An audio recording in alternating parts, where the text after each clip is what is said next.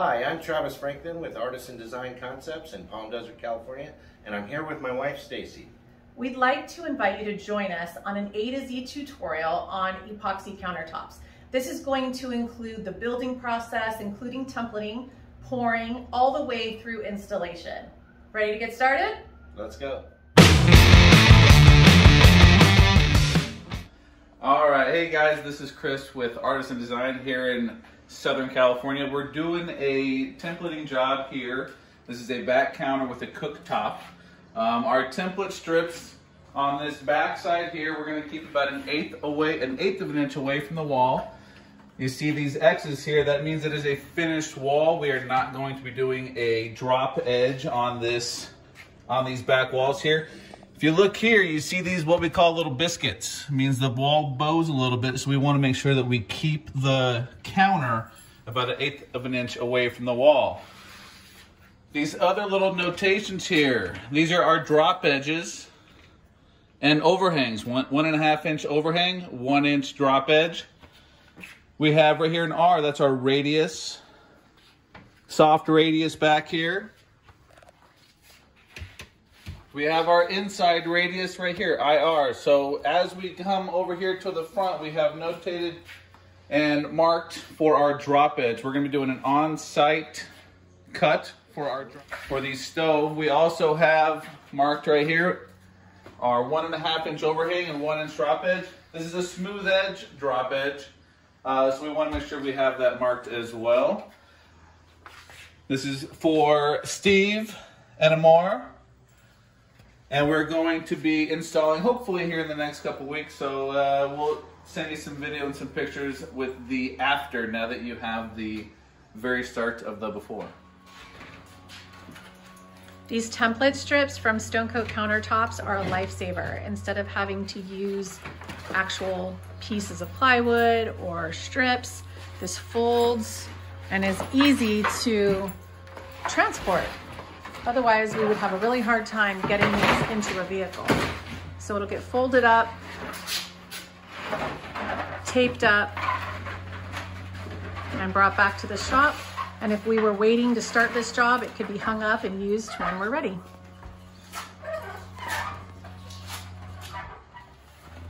And there you have it. So we already templated the long countertop the other day that we showed you.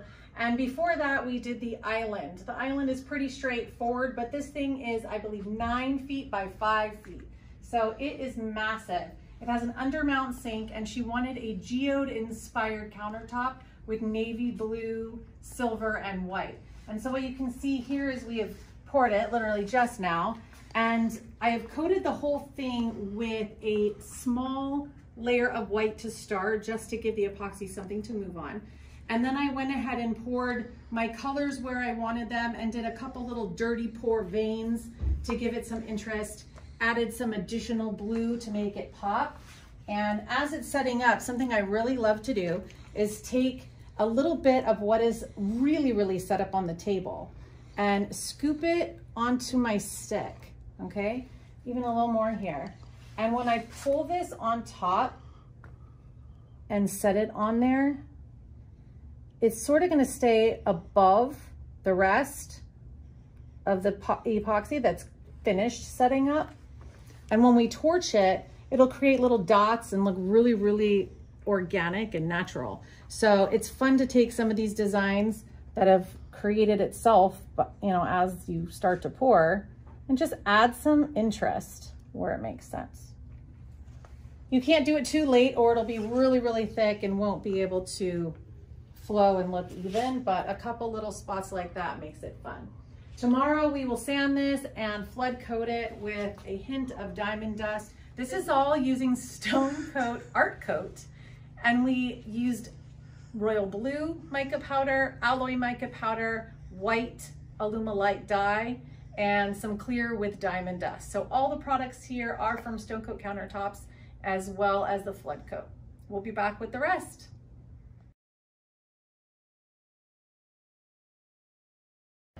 We're back from templating. We have the template laid out on the MDF sheet. I'm going to use this 1.5 inch side of the square here.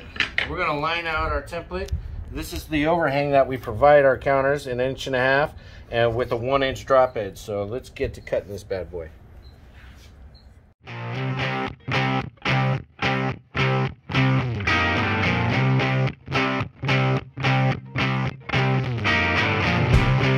We're here working on this massive counter, 17.5 feet long, and it goes into a 6-foot L right here. As you can see, we've kind of got our pieces already cut. Did that yesterday before the end of the day. Now we're laying out our template again. All right, it's a little proud on the back. We'll take care of that, and we'll explain that process. What my man Chris here is doing is he's using one of these silver squares that you can find at any hardware store. And a little pro tip here, this thickness right here, that's 1.5. Right here is 1. Okay, so we use a 1.5 inch overhang here. So we're just kind of butting that up against the front of the template and we're lining it out. We're gonna slap our track saw on and further refine that drop edge overhang as we get further into the build. So we're prepping right now. We're gonna do 2 seams on this using the number 20 biscuits. That's where the first seam is going to be. We'll line that out in just a second, and then the second seam is going to be right here, and we'll be right back. Okay, so we have it clamped right here. Let's kind of get them butted up and flush so that we can start making our lines. And on the first one towards the front edge, we usually go about 1.5 inches from the front and just draw a line across, and then it's 1.5 inches on the back. And then it's every 3 inches until you can find a spot to center that last one in the middle.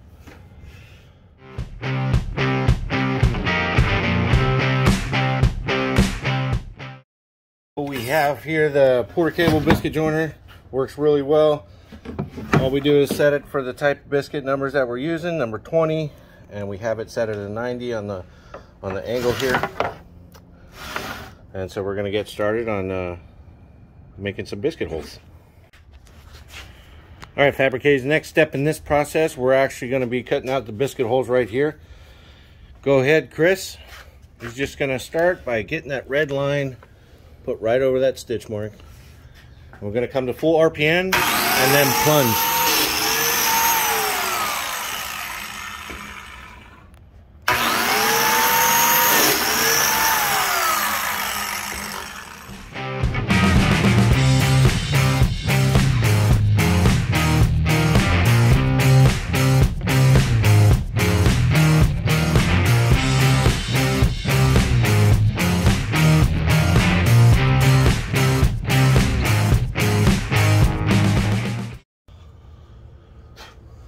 Alright guys, we're back. We're getting ready to do the seam. We're using Stone Coat Countertops Quick Coat A and B, and then we're also using Stone Coat's thickener. And for a standard countertop seam, I usually go with about 3 ounces A, 3 ounces B, and the thickener is a 1-to-1 also. So if I use 6 ounces of Quick Coat, I usually go about 5 to 6 ounces of thickener. And so I'm going to mix it up in a bucket for 2 minutes. As you can see here, we have made sure all our biscuits fit nice and good, so he can start pulling them out. We'll just kind of have them on standby for whenever it's time to jam this up here. So I'm going to mix up the Quick Coat here. So what I'm doing right now is I'm kind of priming the slots. He's priming the biscuits. I'm just kind of buttering it up really, really good. Nice and thick, getting it in there. And I have a board for drippage underneath so it doesn't ruin my workbench.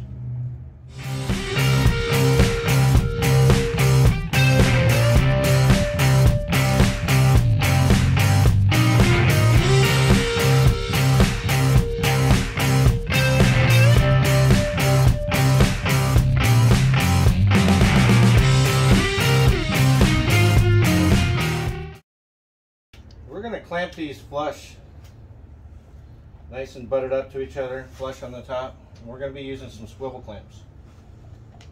Sometimes you want to be able to get a nice good deep reach out of it. So I use some extra long swivel vise clamps. All right, so right now I do a glove change. He's tossing the biscuits in. I'm gonna do my glove change so that we can start bringing this together.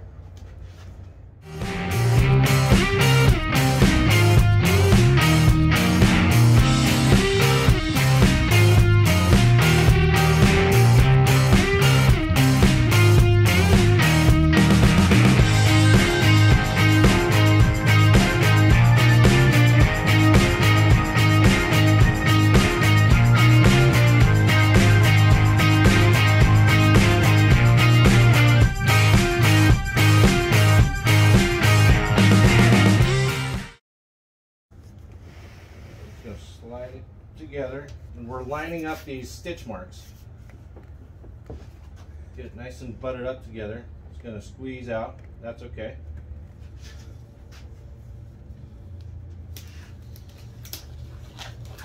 Since he's over there, I'm going to kind of help him out getting it butted up together when he places the first clamp. No, there you go.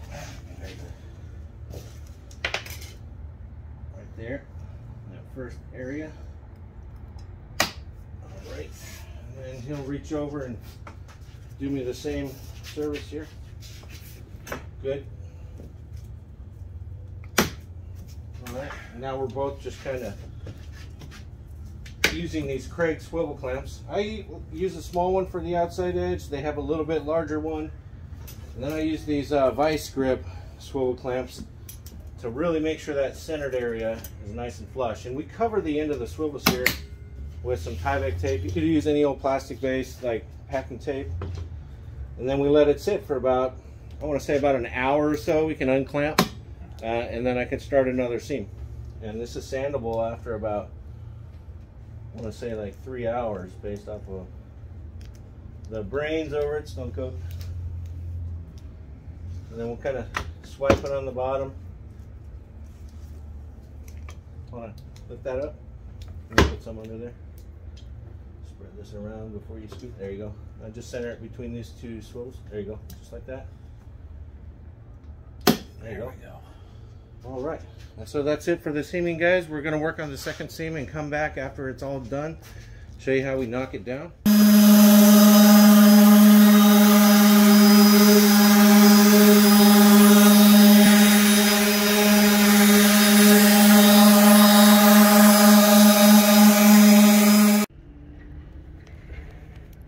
So now we have everything cut and the seams were knocked down. At this point right here, we're going to cut off the excess meat over here and then clean up some of this line right here. See where we've made a black line? We're just going to use a straight edge here and run a flush trim router to kind of flush all that up, and it's going all the way down. We'll come right back. So go ahead.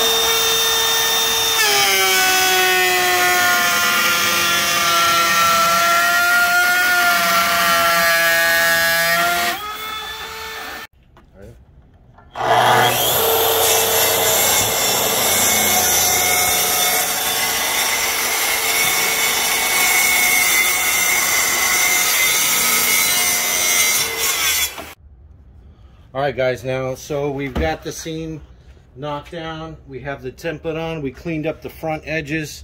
And so now, as you can see, I don't want to come in here and do a sharp 90 for my inside edge. So what I like to do, in one of Mike's oldest videos, I made a radius jig based off of his idea. It's very simple. For this, I used a 5/8 fender washer for it. And so I'm going to set this up on my flush corners edge. You can see some quick coat still here from the seam and a bunch of chunkiness in here. We're going to clean all that up with this inside radius jig, and I'm going to clamp this on each side. Some people can choose to screw it in. I'll use a clamp.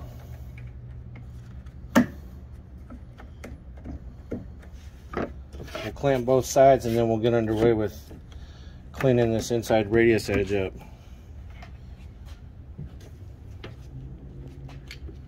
And here, as you can see, I'm using a 1/4 inch shank, 1/2 inch width flush trim router bit with the top bearing. Okay, they're about 20 bucks at Home Depot. So I'll start right here and then just kind of work in through the groove.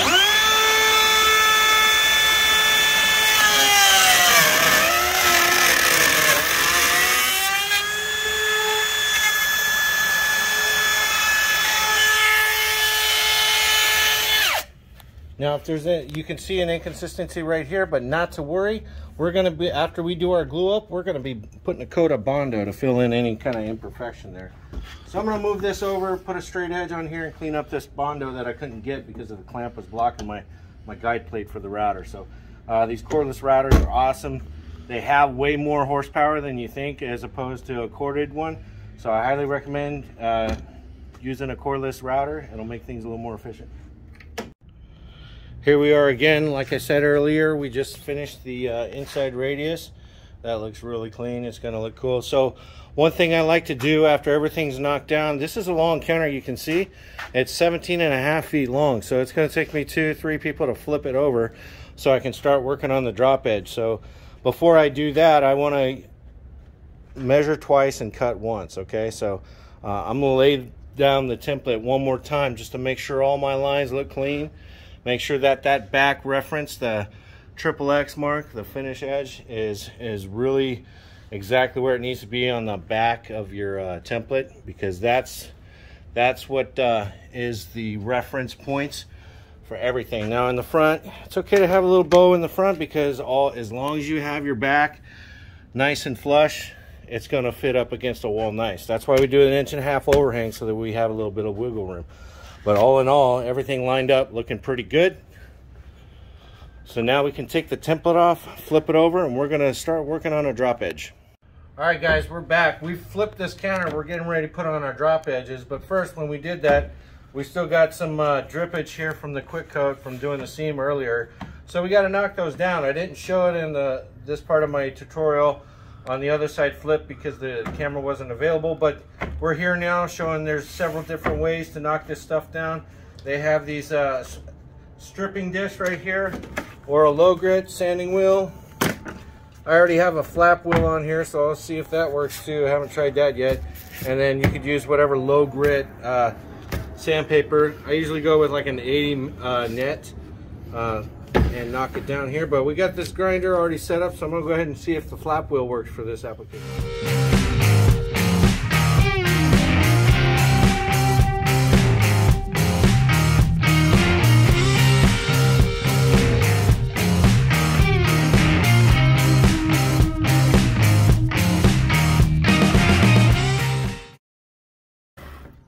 All right, so that flap wheel, it definitely knocked it down, but I feel like for this application, for me, it was a little too aggressive. It was taking a lot of material out, and so I went ahead and slapped a 120 net disc on here, and it took care of it pretty nicely, taking it down to the smooth. So we got this over here. I'll finish this with an orbit sander, and then we'll get ready to start putting on drop edges. All right, see you. All right, so now we're here doing drop edges. So I got my table saw out and some scrap MDF laying around. It's the best stuff you can use for extra stock to rip your drop edges on the table saw. We're using the 3/4 inch MDF, and I rip them about 1 inch wide. Okay, so we'll pull this back.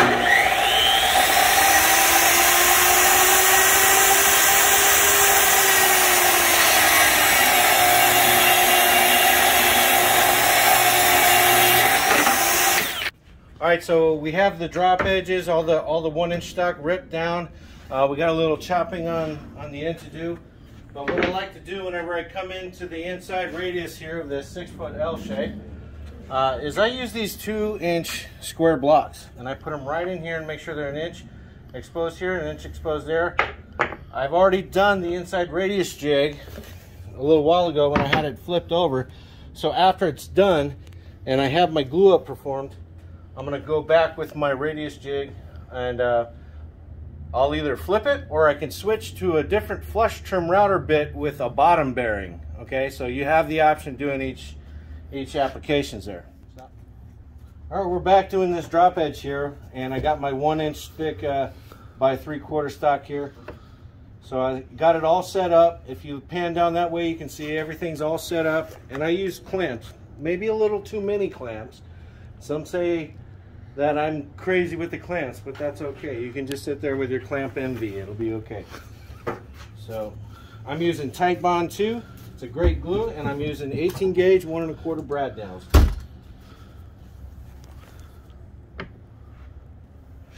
Nice healthy bead going across. like that. Then I'll flip it.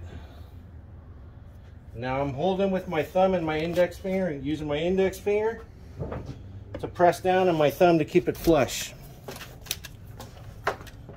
Here we go, and I'll staple or nail it on the back third of the drop edge because I don't want any deviation from the nail pushing it forward and poking out through the side.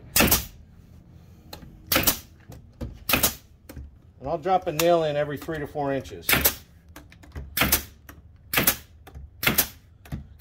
Keeping my thumb with it nice and flush up against the front edge.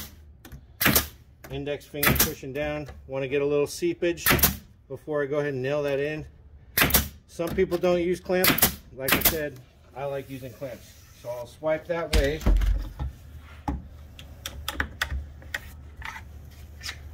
About every 6 to 8 inches.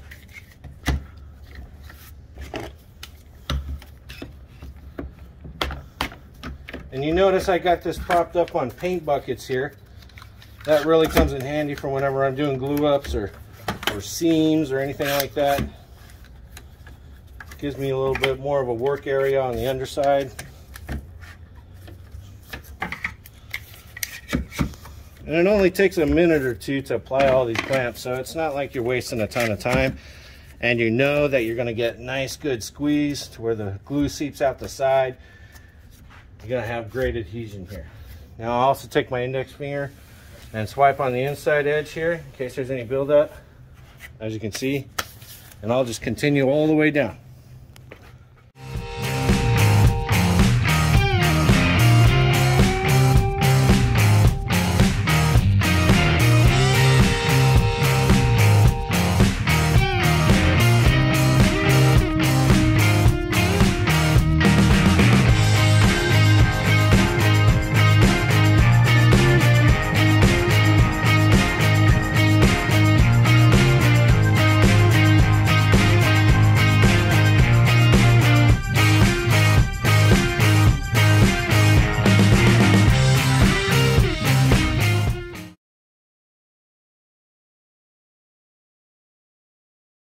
All right, so we're back. We've sanded the drop edge right here, prepping it for the Bondo.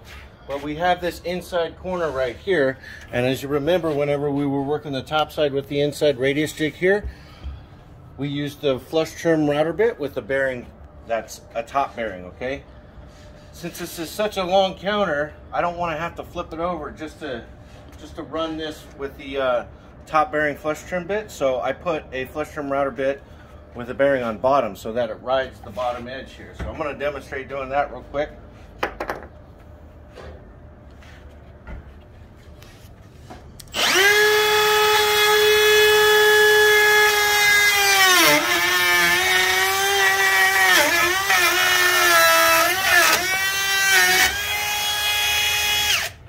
Just like that. All right, we'll be back when we're doing our Bondo application. All right, what we got here is we're doing an outside radius on the edge of the countertop here. This is on the long run here. And what I've done is using MyQuest jig concept, we made a radius for the outside. And so we placed it up here, use a piece of scrap to kind of stabilize the bottom side because we have the drop edge here. And now what we're gonna do is place the flush trim router bit with the top bearing and use this jig and just follow the shape of this jig around.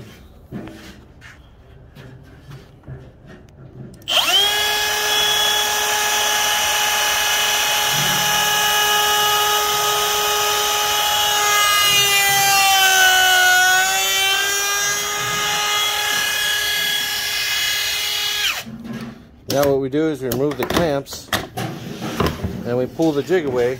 Now we'll use this part right here as the guide, keeping that scrap in place to stabilize the guide plate. We'll just finish it off.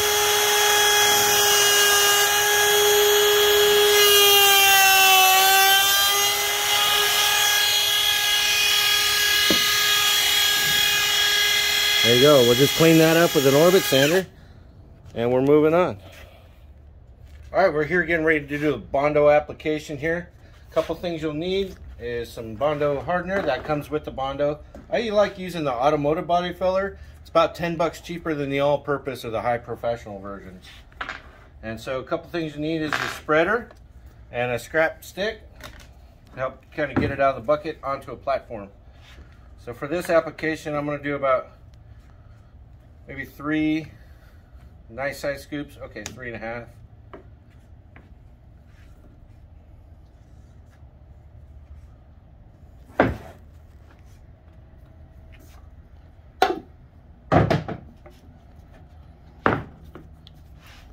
I like the automotive Bondo because it comes with the red hardener. Dye indicator lets you know it's thoroughly mixed. Just going to do a simple beat across the front. I'm going to start kneading it in. I use a piece of scrap board to do the mixing up.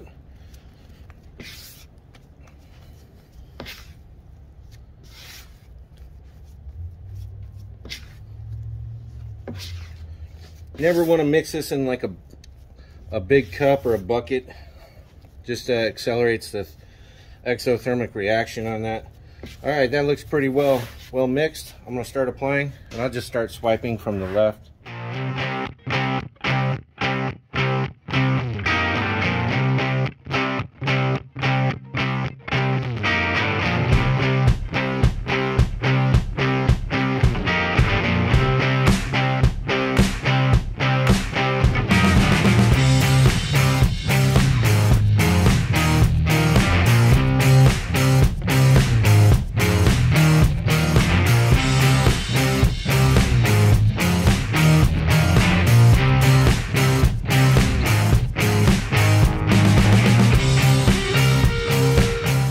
Alright, we're back. We're going to knock down this Bondo that we applied recently, and we're using 220 net on an orbital sander. And the way my technique for this is going to be nice and long, fast strokes. I don't want to spend too much time in one spot, and I try to keep this backer pad here perpendicular at 90 degrees on it. That way I'm not leaning on it, taking off too much materials, or that kind of way, taking off too much material off the bottom. So I'm going to go ahead and start here.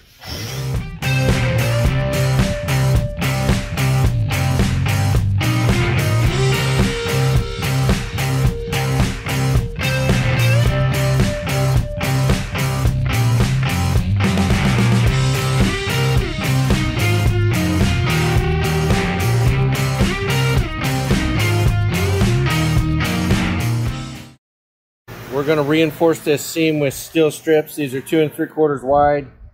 They have the fluted holes on there, and we've drilled some 1/8 holes, 3/16 along the way. We're going to secure those in with some 1/2 inch number 6 screws.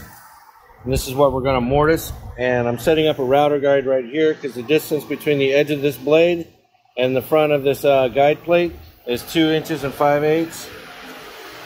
And that's the distance here. All right, that's where we're going to start our mortise groove, and we'll set up the guide on the other side and the sidewall guide here. All right, we're back. We're here to reinforce this seam that we did with our biscuits and quick coat, and we're using these strips that are fluted. I got them from True Value. They're 2 3/4 widths wide at 14 gauge. So we cleaned it up to get some of that mill scale off with a flap wheel grinder, and then we put some 1/8 holes all the way down, so that way we can secure it to the actual wood as well as the adhesion that's going to be there as well. So what I'm going to do, we prepped our guide walls here for our flush trim router bit that we're going to use as a mortising. I've set the depth on that for 1/4 inch, and I got a 1/2 inch drill, and we're going to make a starting hole here.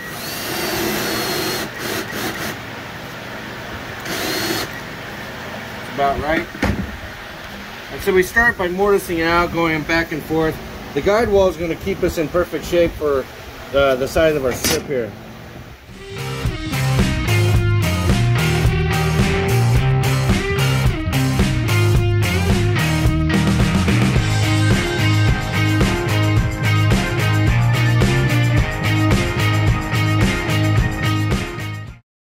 All right, so we're finished with that. As you can see, made it a nice clean cut all the way around using these guide walls, and this piece will just fit right in the groove here. And so we're going to mix up some quick coat, and thickener, and we're going to grease the bottom here, lay it down, get some seepage through, and then pour the rest, and then screw in the 1/2 inch hand head number 6 and then that's it. We'll let it sit. All right, we're getting ready to secure these steel strips here. Devin's got our quick coat mixed up. He's got about 14 ounces of A and B in there, and with about 3.5 ounces of the thickener that got put in there. So what he's doing is just laying some out, because he's going to kind of grease the base right here. That way we get full coverage on the bottom and there's nothing dry down there.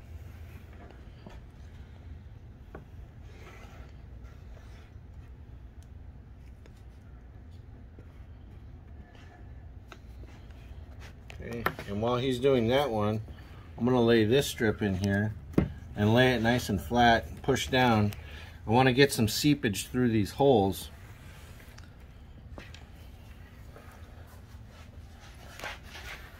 Now I'm taking my 1/2-inch pan heads and I'm going to screw it into the MDF.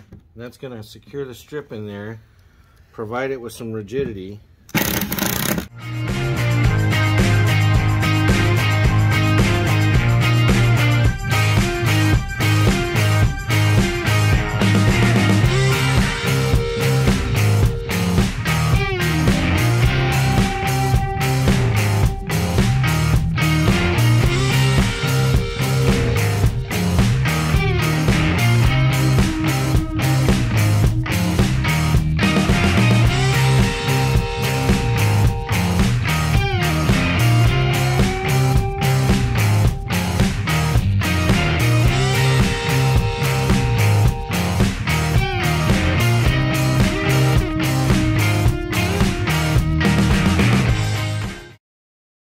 As soon as we're done with this process, we can actually pull the tape.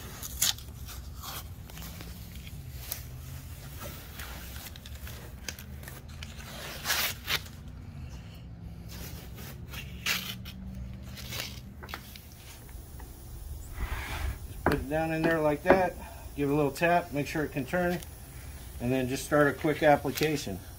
I don't tape the back side of the round over because it's not going to be an exposed edge. We can touch that up with a palm sander if we need to. Get nice, fast, even coverage, nice good amount. This isn't something you really want to skimp on, but you definitely don't want to over apply. So once you've done here, I've created some ridges here, so it's a good idea to roll back over the drop edge here to prevent that little ridge from popping up. Now this is where we had the reinforced seam. We knocked this down with 120 to make it smooth, and we're just red guarding right over it. I'm also looking over, I want to make sure it gets in all the groove here.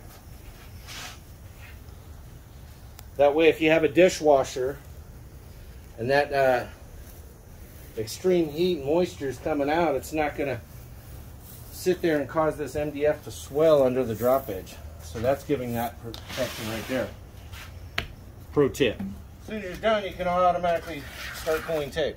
Then we just let that dry and we'll come back, we'll do a primer coat. This red, if you have it overhanging, say on white cabinets, which I believe this is what we're doing, any light will reflect a red hue. So we want to touch it up, same color as we use for our undercoat base.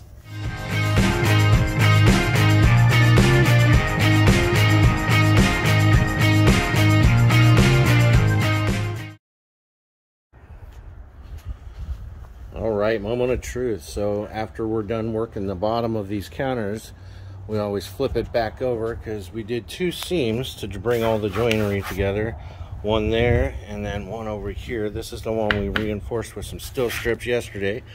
What we're going to do today is use a special recipe of Bondo and fiberglass resin because we want to do our best to kind of hide this line and fill in any imperfections that you may see whenever you're working with this quick coat. If you look right here, you can see some little divots. That doesn't happen every time, but that's one of the reasons why we use this Bondo resin recipe. We mix it together and we'll lay it out, pours out nicely, cures, and is sandable within 2 hours. We're going to cover up that seam right there and hide the line with a special Bondo resin recipe that I got from Corey Kilroy. Got to give him credit because it was a great idea. So we're mixing right here to do 2 seams worth. We're mixing 6 ounces of Bondo in this measuring cup, and then we add 6 ounces of fiberglass resin. We use the Bondo brand of that, just what's available. And then in that mixture, we'll mix the hardener for the fiberglass resin with the fiberglass resin base, and we'll mix that together. It's 10 drops per ounce of hardener, and then we'll pour that in with the Bondo that we have 6 ounces of. We'll mix it together. It gets really soupy, and then what we'll do is we'll add the Bondo hardener. That's what's really going to cause this stuff to solidify. Okay, so we're adding about, let's see, I want to say maybe a half an ounce to an ounce of Bondo hardener. And once we see it turn the hue of the dye that we mixed it with, then we'll be ready to pour it out. And we're going to use these stir sticks and possibly Bondo spreaders to kind of get this distributed under full coverage here. So that looks pretty good. It's nice and soupy. That's about the consistency. And then we're just going to start pouring right at the edge of the seam. It's important to tape up the edges so we don't get any of this on the front of the drop edges, because those are already finished. And I'm going to start spreading this out. Here, Devin, here. So I have an old spreader that I used for a previous Bondo application. I'm just going to kind of feather this out a little bit. Take the height out of this application. Just kind of feather it out.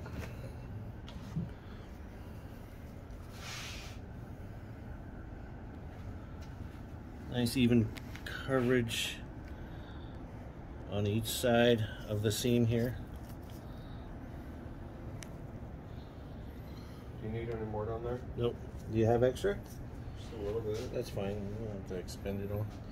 So we're going to kind of feather that out here.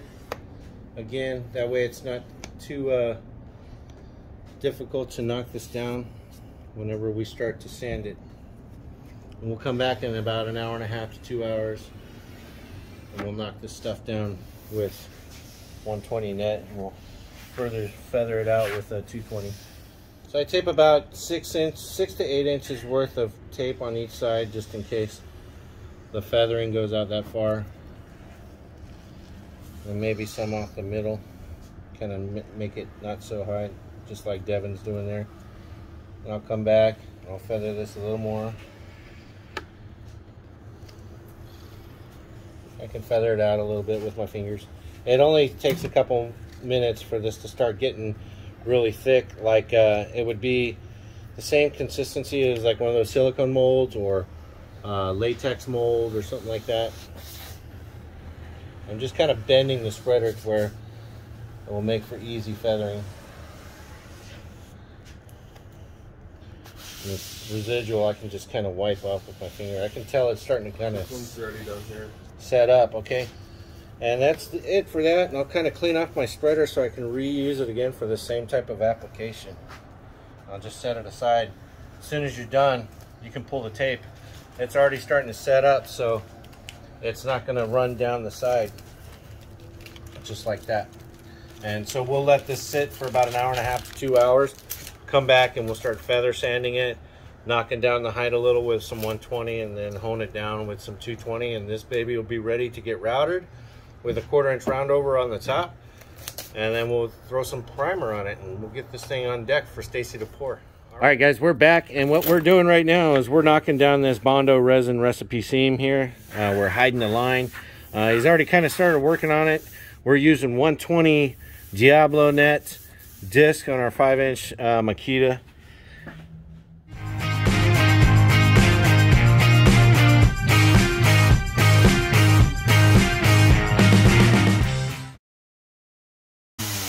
And that's how we knock this down. We just kind of feather it at an angle here until it's nice and smooth, and then we go nice and flat and just kind of blending in the high and low here until you can't feel anything with this transition here.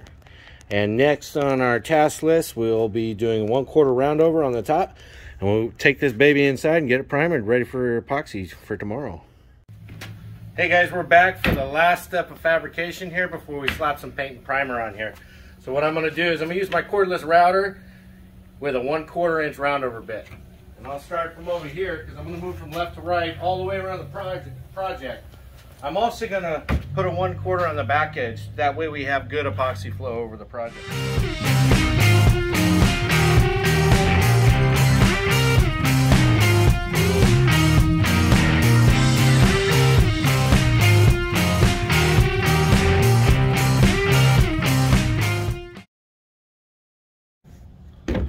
It's that easy. All right, we're here for the very, very last step of this round over process.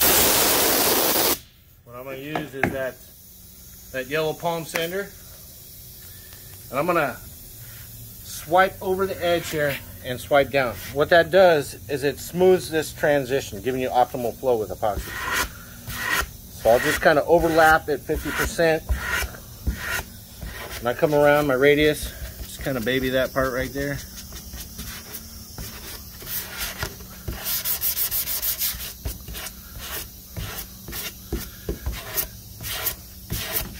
That's how we do it. Now you notice we got the Bondo on the edge. Before I get committed to these long runs, I want to further smooth out this Bondo transition.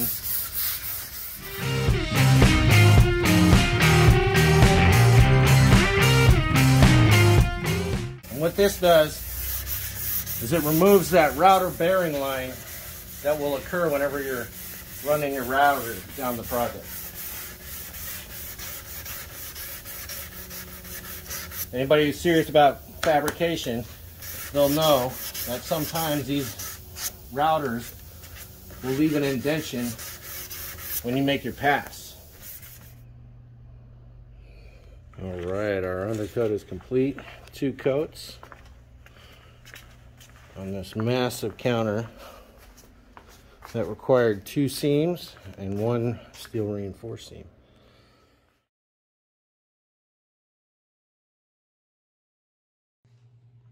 Hey guys, we are back and we are pouring the big stove counter. You saw us template and build this, and now it's time to pour. We've started using Art Coat, and it is tinted with white Alumilite dye. We did 4 ounces per square foot in order to completely cover this counter, and we're going to let it set up for about a half hour before we do a dirty pour vein. The customer though did want some gray marbling in the background, so I kept a little of the extra white. I added a tiny bit of alloy mica powder into that white, and I just take it with my fingers, just a tiny bit on my gloves, and I put it on the counter in a couple different areas, right? And then just let your hand sort of dance across, and you're just sort of just like the same way you would chop in your color. You're doing the same thing with that. You're just going to chop it in and push it around, and that way it gets a really faint marbling in the background. This is going to continue to set up for the next half hour, and the reason why we're waiting so long to do our dirty pour vein is that the Art Coat ends up running for a good hour and 15 minutes, so we want to give it time to set up so our vein doesn't expand. We want it to stay where we put it. So we're going to mix up that color, let that set up as well, and then we'll be back to show you how we do that. So what we have done, like I explained earlier, was we put white Alumilite tinted epoxy all over the counter to create our base layer. We added a little bit of alloy into the white that we had left over, and we did some marbling in the backgrounds. Now what you see in the blue lines here is really just a guide as to where I want my dirty pour veins to go. It's not going to be seen, so I don't have to worry if they're perfect, but it's just so that way I know where I want to pour those veins. So what I'm going to do now is start to pour those dirty pour veins in smaller cups. Smaller cups are easier to manage, so I make sure not too much comes out at one time. So the ratio here is double the white to everything else. I still may want to add more white, we'll see. The goal here is really white and gray and a hint of this blue. Okay, so I'm going to put more white in between each layer, and we're going to spray white spray paint also in between each layer. Every 2 or 3 colors, that's when we'll start to add the spray paint. The spray paint on top of this will make for really great effects. Now the blue in here, we don't want to overpower these veins, so I'm really just doing some light drizzles in between layers. And then I'm gonna reserve a bunch of it to add in case it really disappears, you know, in that pour. I'm doing clear with diamond dust. So we have white alumilite alloy. This is royal blue. And then the clear with the diamond dust. This is all still art coat. Now, when you look inside the cup, you can sort of get an idea of what color that vein is gonna be. If it starts turning too much gray, then you know you need to add more white, etc.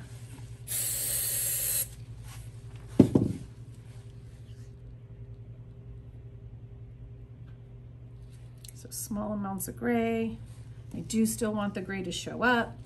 I just don't want it to be an all gray vein. This royal blue is so pretty. And you can see it'll make some really cool effects right there as it starts to interact with the spray paint.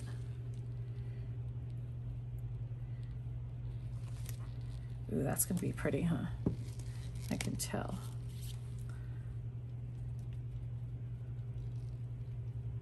So I'm gonna stop at that point. I'm not gonna mix the other cup yet, and that's in order to be able to test and see if I like the color of this vein, and then be able to adjust it a little bit if I need to.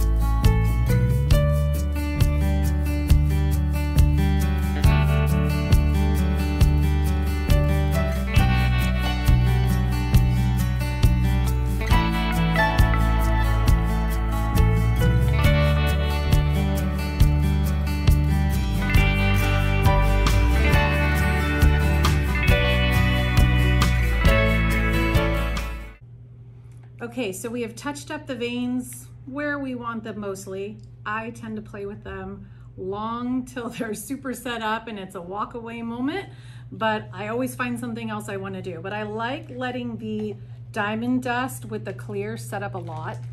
And when it's super thick, now we're probably, I don't know, maybe 2 hours or so into this pour. And we're gonna take this and I'm going to border some of the areas. I already did one diamond dust line and I'll show you what it looks like, but here's how we're gonna do this one. We're just gonna lay it on pretty thick.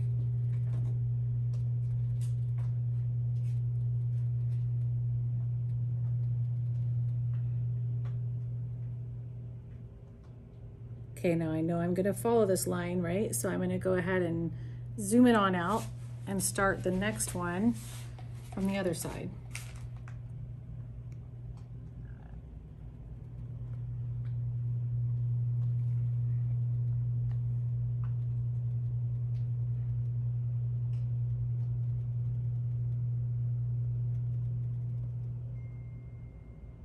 And to get it off the counter, you can just follow, or you know, make some more fractures with it, whatever you want to do, it'll sink on down. We're gonna add this to a couple other spots based on where we think it could use a little pop, and then we'll show you the final result.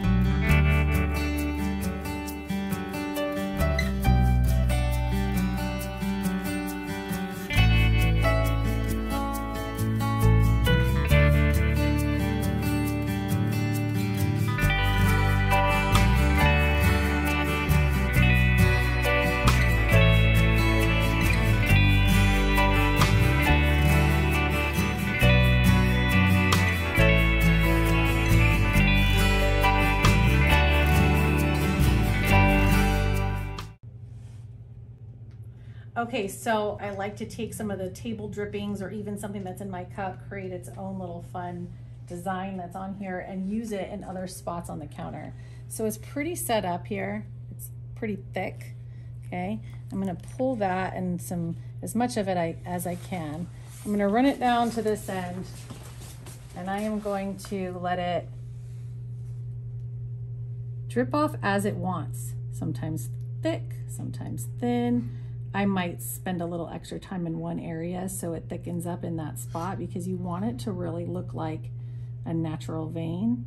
And then I'm going to connect it with my other vein. Now, I'm going to show you what happens when all of these little table veins and table drippings get torched. So we're going to add a few of those and we'll show you the next step.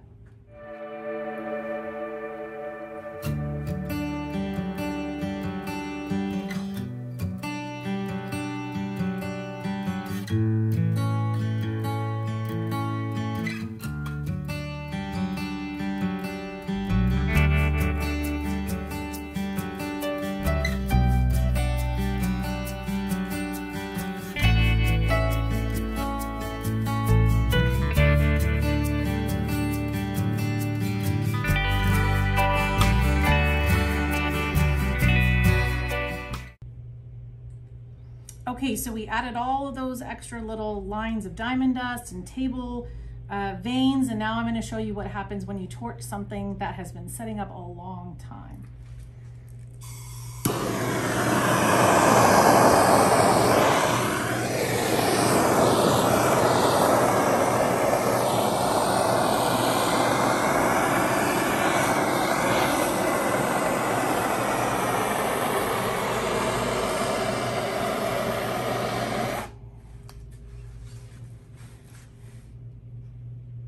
What you'll start to see is that it creates some dots in it. Some thicker areas where we added a little more of that table epoxy will show it even more than just the diamond dust. But anywhere that's really, really thick in the diamond dust or anything that's been setting up a while, usually will do it even more. So let's check it out.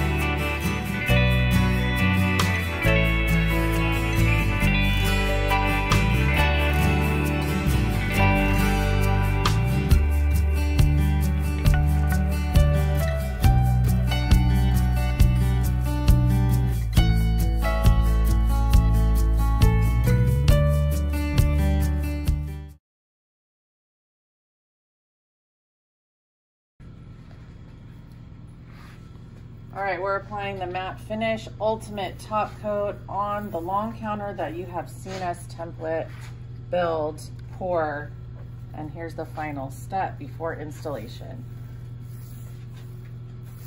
Right now I'm just getting enough product on the counter. I'm not too concerned about it being perfect just yet because I'm going to go back and make sure there's plenty of material on there and rolled over the edges. Once I'm done with my first roller about halfway through, Devin is going to take that roller and start working the edges with it.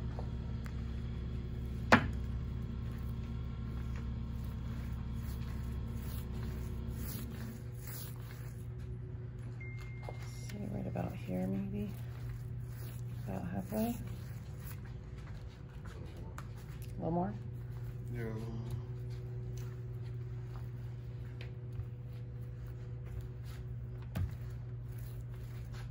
All right, so I'm gonna start back rolling over those edges. Devin, can you hold this at least? Yeah, just stay close by.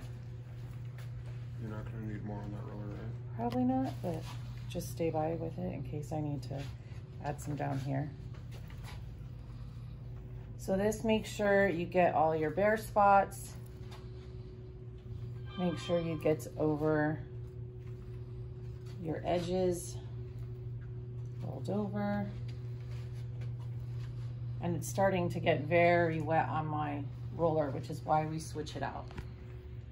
When Travis starts doing the dry roll, he's gonna do two passes, or a pass where it goes forward and back over the same spot. Can I take your wet roller and go this way real quick for those hard drips in? I'm about to take her roller right now and do that. Yeah, he's gonna do it right for you.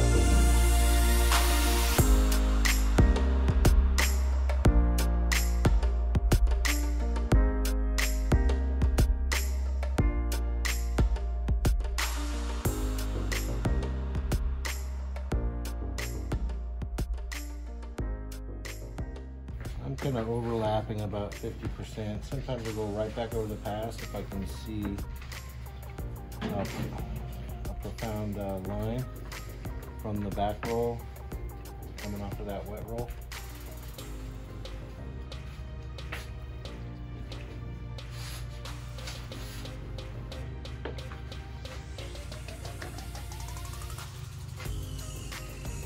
Literally applying no pressure.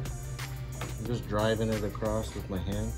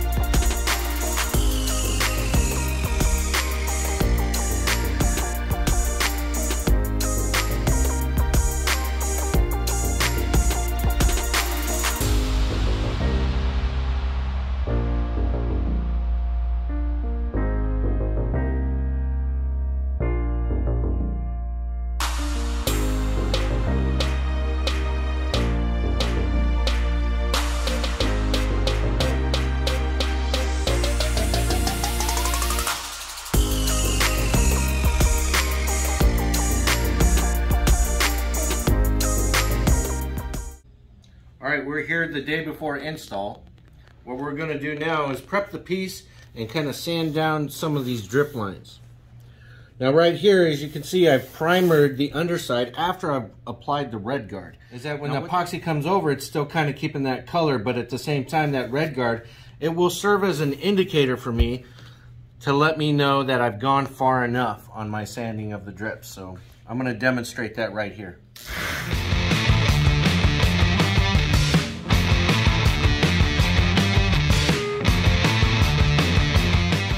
So after that demonstration of how I'm knocking down the drips, after I'm completely done sanding this whole piece, I'll go back over with some of that undercoat primer and touch this up. That way it looks a little more professional, and it will hide that red guard that's on there so it won't reflect a pink hue off of white cabinets. Okay, now that we have applied our top coat and you saw that we grinded out any drips and primered the underside of the counter, we're going to apply this 10H ceramic coating across the entire counter. What we do is we start rubbing this in just like you're gonna buff a car, going every which way, make sure you have full coverage. And in about 2 minutes, you're gonna buff it out with a microfiber towel. This one comes with one, and we'll start to buff it out at that point. I just like to shake out a decent amount of material. I've wrapped this little sponge that it comes with around the cloth. Actually wrapped the cloth around the sponge. And I'm just making sure that I have total coverage and that I don't have any dull spots. This is just going to provide a little added protection, adds additional heat protection, scratch protection, and really it makes it a lot more hydrophobic, so water just beads up on it really nice, so you don't have to worry about water spots. We have hard water here in California, so it's very easy to get water spots. Once we get this all the way across, we'll start to buff it out and we'll show you the end result.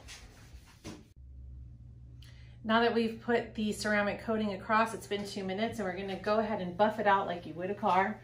Just gonna go in circles all the way down the counter. And once you've gone one pass, fold your towel in half and come back and do another pass. That's just to ensure that there's no streaks. You don't wanna leave a bunch of product on here, and you don't wanna give it more than 2 minutes between buffing and applying, because it starts to flash dry, and then you've completely eliminated the benefit of this. It is very easy to apply, but you want to follow these instructions.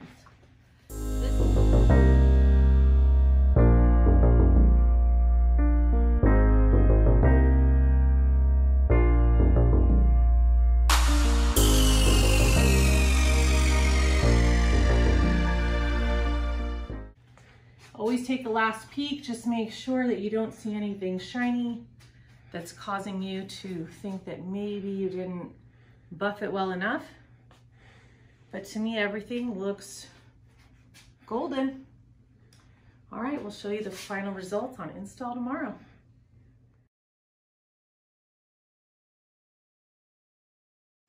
Hey guys, we're back. It's install day, and what we're doing is we're prepping the surface. As you can see, there's some plywood down. This island plywood that has been laid down, it was cut out temporarily so the sink could reside here as a drop-in. Before we get laying this countertop down, we wanted to make sure that we lined out our dimensions for the entire cavity, because we're going to open this up a little bit with a jigsaw. That way we have enough room to mount our sink from underneath.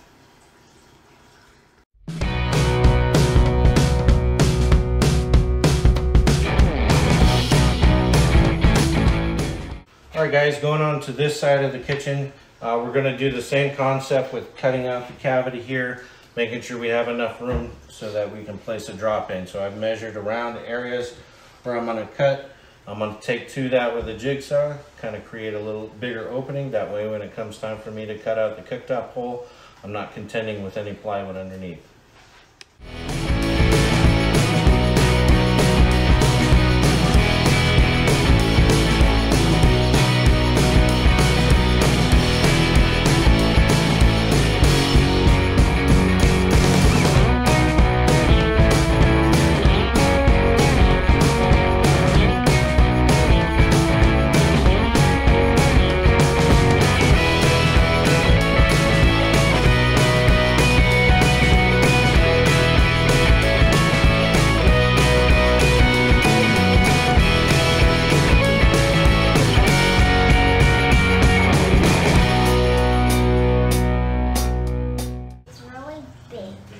Do you like it? Yeah, I like the black. Yeah?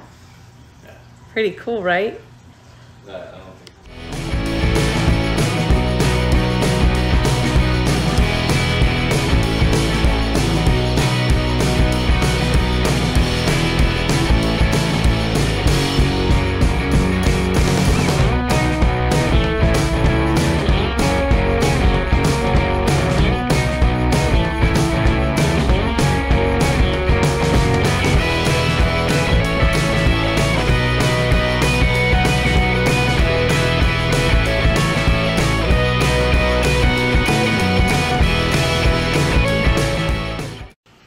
Alright guys, this is what we do when we can't reach the back of the counter and they need downward pressure.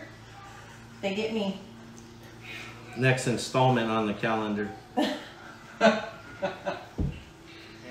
We have a 15-inch overhang going here, and the best way we know how to give it some rigidity and some support is by using these brackets that I fabricated, countersink some holes, that way we can screw in. These are hidden brackets.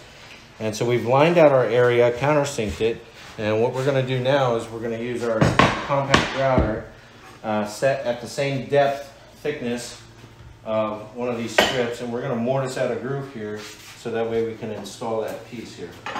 By doing that, we need a router guide because I don't want to freehand it. And we'll measure the distance from the edge of the blade to the edge of the router guide, and then we'll use these strips right here to create a guide fence.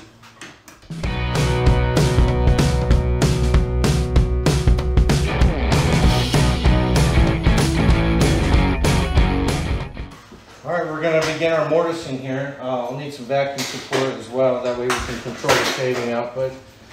So if you can see right here, coming in here, right there at the edge of the blade, we're going to follow that around and just get a nice clean groove that's roughly close to a 1/4 inch.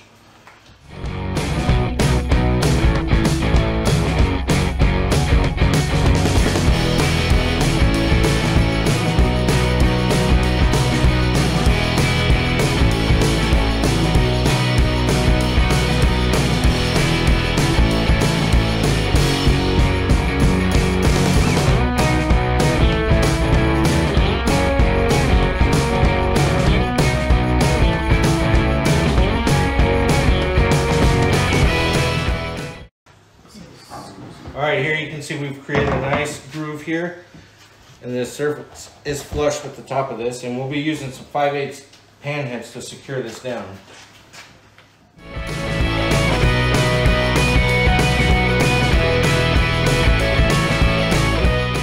I crafted these so that way the countersink is on the downward direction, but on the underside will come up into the counter with some 5/8 screws using the same type of countersunk 3/16 holes here. I'm sorry, 5/32. So whenever we install the counter, we'll be going up here, securing it nice and firm. All right, ladies and gentlemen, we're about to bring in the island here. We have all the hidden brackets for the overhang support, and we've placed the sink inside, prepped that for install. Here we go.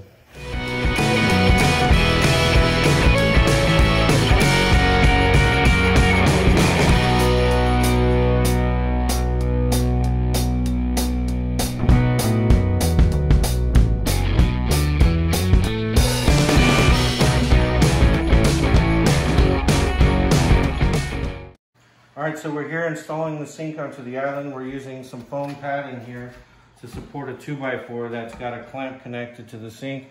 I got my guy under the sink supporting it, and I'm going to put a nice healthy bead around the edge because we're doing this as an undermount. So what I like to do first is a nice healthy bead close to the front, create that watertight area.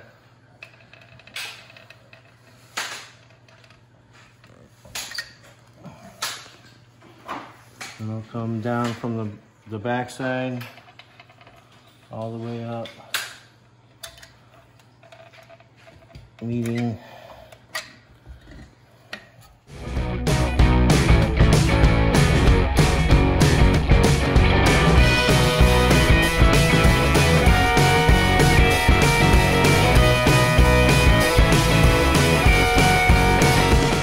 All right, so now we got the silicone applied. we're gonna start hoisting this up with the clamp. I got my guy down below kind of guiding it into. So we got that.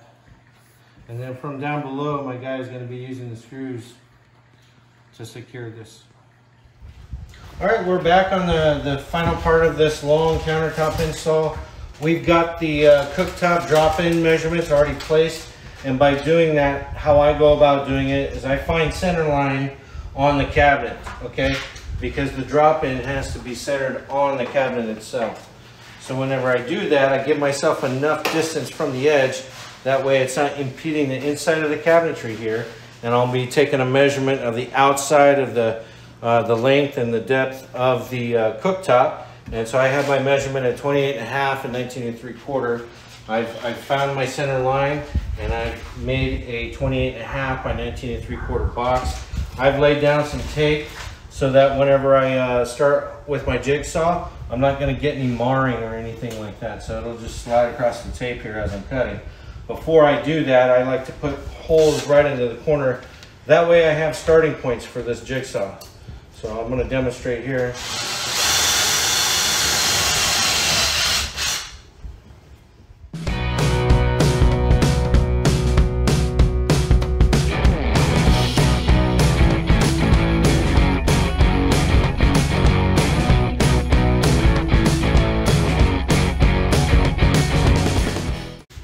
To do when I start cutting is I go straight on the sides first, and then I'm going to attach a screw strip here, drill it right down in the middle close to the edge, and what that does is once I got my side cuts done, I can continue with the front cuts and I don't have to worry about this falling in.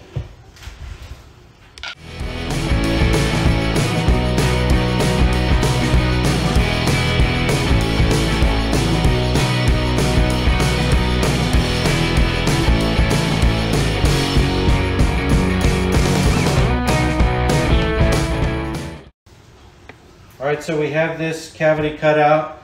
What I do at this point, since we have some exposed wood here, we'll seal it up with some silicone. That way it's impervious to water. And then we'll go ahead and do the dry fit once we know that's good. And we'll put a bead of silicone around the edge, and then it'll be installed. Alright, so the dry fit is good, and now we can seal up these edges. So I just put a nice, very generous bead on my finger, and I'm just kind of swiping it in, and I'll just work it in with my finger here. I haven't pulled the tape from whenever I'm cutting because I'll use that as a protection measure for the countertop for right now. And I'm just kind of smearing this nice and generously across the MDF. It's going to absorb into those exposed pores and just seal it up really good. Now I used to use Red Guard, but I've learned over time that sometimes Red Guard can create a hue that will travel through the epoxy, kind of like fiber optic lighting. So in order to avoid that, I'll just stick with the regular silicone. All right, I'm doing the final bead around the edge. I have the silicone applied, the tape's pulled. Now for our finishing pieces. We're just going to apply that silicone bead on the end so that we can lock this cooktop in.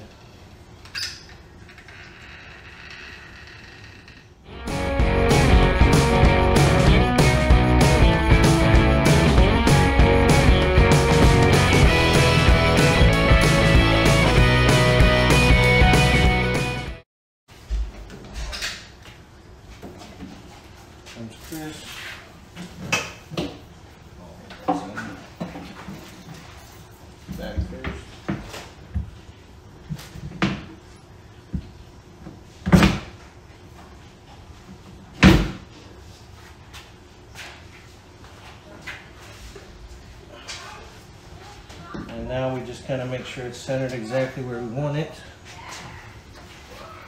Have equal space to the front.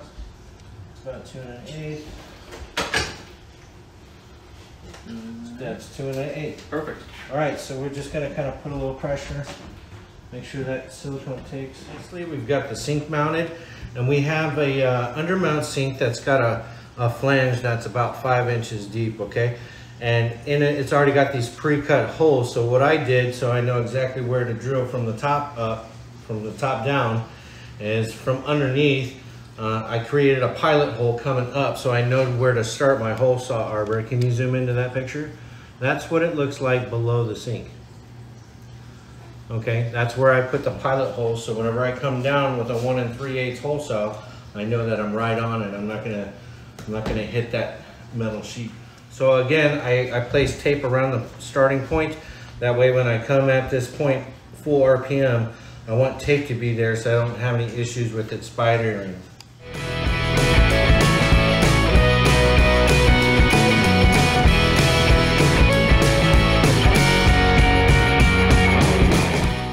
All right, so we had a successful hole drill out. Didn't hit any of the sheet metal. Now I'm gonna seal the MDF with some silicone. As soon as we're done with that, we'll pull the tape. Well, there you have it, guys. That's what you get whenever you go with Artisan Design Concepts for your fabrication and install.